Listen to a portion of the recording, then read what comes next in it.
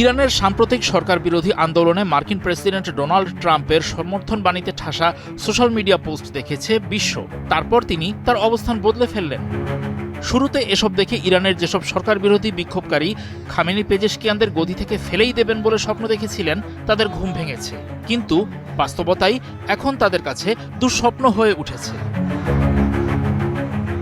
সরকার ফেলে দেওয়ার আন্দোলনে যারা ভেবেছিল ট্রাম্প তাদেরকে কোলে তুলে ইরানের মসনদে বসিয়ে দেবে, তাদের অনেকে তার সেই পাশে থাকার প্রতিশ্রুতিতে বিশ্বাস করে রাজপথে নেমেছিল। পরিবারের নিষেধ, আশঙ্কা, উৎকণ্ঠা উপেক্ষা করে তাদের অনেকে আন্দোলনে যোগ দিয়েছিল। কিন্তু তাদের অনেকে প্রাণ হারিয়েছে। সামরিক হামলা বা অন্য কোনো উপায়ে যুক্তরাষ্ট্র তাদেরকে জিতিয়ে দেবে এমন আশায় ছিল অনেক বিক্ষোভকারী। এখন দেখা যাচ্ছে সেই আশার গুড়ে বালি।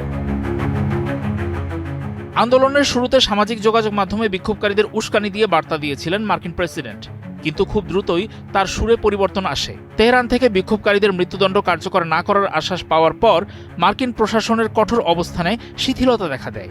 আচমকা এমন পরিবর্তন দেখে আন্দোলনকারীরা এখন মনে করছেন তারা প্রতারিত। অন্যান্য দেশে থাকা খামেনি বিরোধী ইরানিরা মনে করছেন ট্রাম্পের এমন ডিগবাজি দেশটির বর্তমান সরকারকে টিকে থাকার সুযোগ করে দিচ্ছে।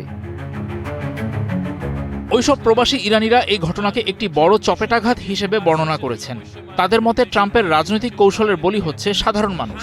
তাদের অনেকে মনে করছেন একদিকে সাহায্যের আশ্বাস দিয়ে অন্যদিকে ইরানি সরকারের সঙ্গে আলোচনার পথ খোলা রাখা বিক্ষোভকারীদের জীবন নিয়ে এক ধরনের রাজনৈতিক নাটক।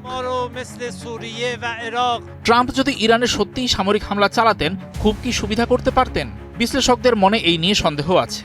এখন এই বিক্ষোভকারীদেরকে বিদেশি চর বলে তকমা দেওয়া হচ্ছে। মার্কিন সামরিক হামলা হলে তা বলার সুযোগ আরও বেশি তৈরি হতো, আর মধ্যপ্রাচ্য জুড়ে অস্থিরতা যে আরও বাড়ত সেই আশঙ্কা তো ছিল অনেকটাই।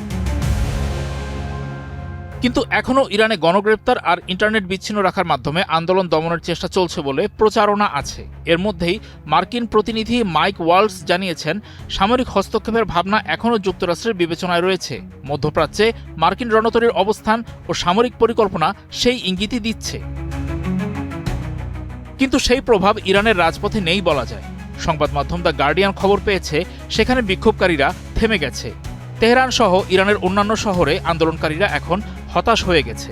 তাদের বড় একটি অংশ মনে করছে ট্রাম্প তাদেরকে ভুলে গেলেই দেশটির সরকার তাদের উপর চড়াও হবে।